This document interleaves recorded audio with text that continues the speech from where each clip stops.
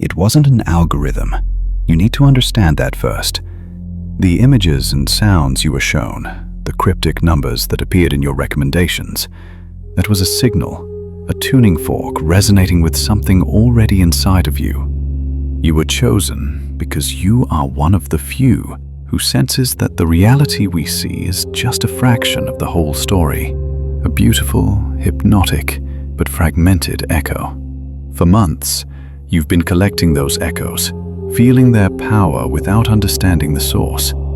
Consider this video the first translation of that source. This is not another theory or a guess. This is the blueprint, the very architecture of the philosophy you've been subconsciously drawn to. What you are about to see is the key that elevates you from a mere spectator of the mystery to an active participant in its unfolding. The puzzle pieces are in your hands. Now, let's begin to assemble them.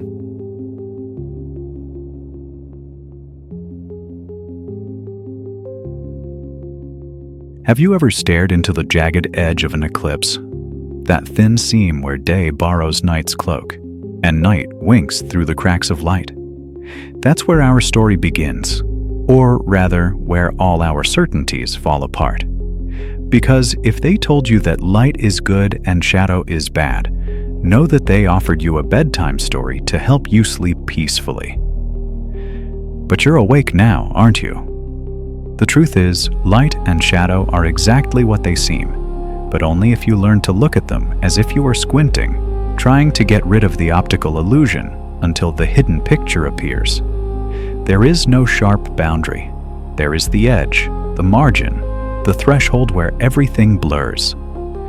There, in the midst of the liminal, light and shadow touch, whisper, exchange names. It's a dance, not a duel.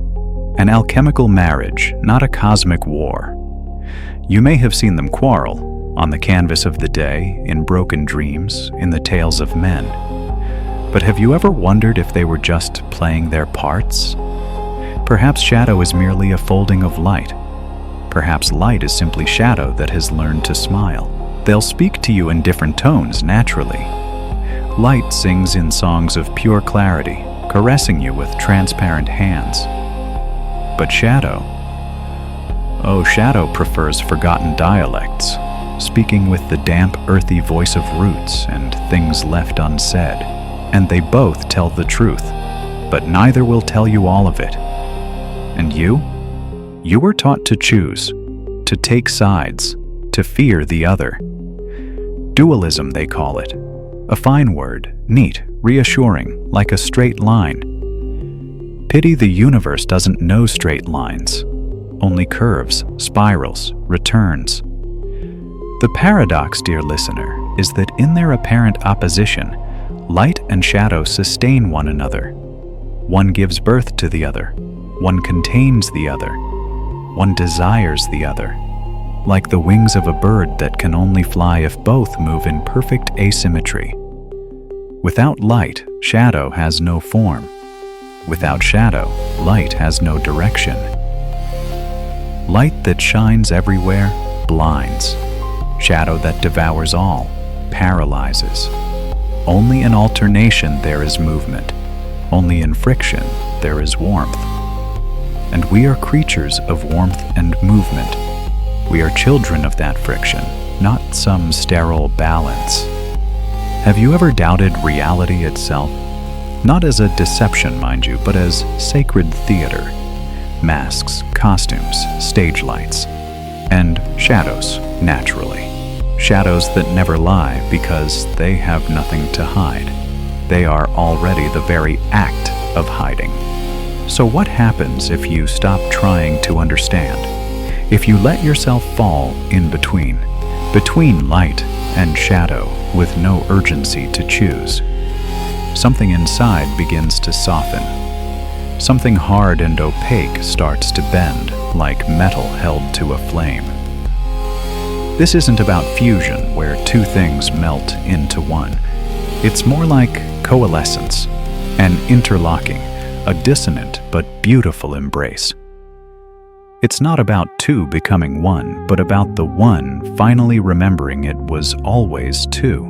perfectly intertwined. Light and shadow are the breath of the universe, inhalation and exhalation, appearance and disappearance. And we are the pause between the two acts, the silence that holds them together. But beware, there is no redemption here, no harmony to be achieved, only the thrill of recognition, the echo of an echo whispering, "You've always been in between." So do not seek to understand.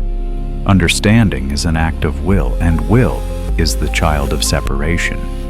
Observe, and if you can, laugh. The universe is laughing all the time at this whole serious, solemn, and utterly ridiculous play. Light convinced it's the hero, shadow swearing it's the outcast. All the while, they chase each other, overlap, and trade costumes. You are not a spectator, you are the stage. You are light that projects and shadow that absorbs. You are the point of intersection, the eye and the gaze, the reflection and the source.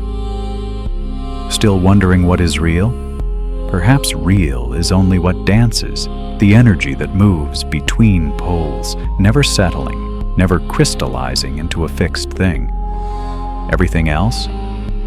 It's a construction, a useful, perhaps, but ultimately as artificial as neon light at some party in the woods. If you insist on seeking truth in a single direction, you'll miss it.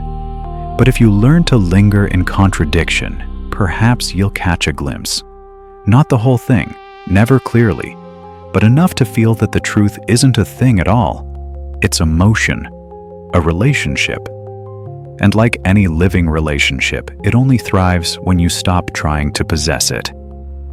So, light and shadow are neither enemies nor allies.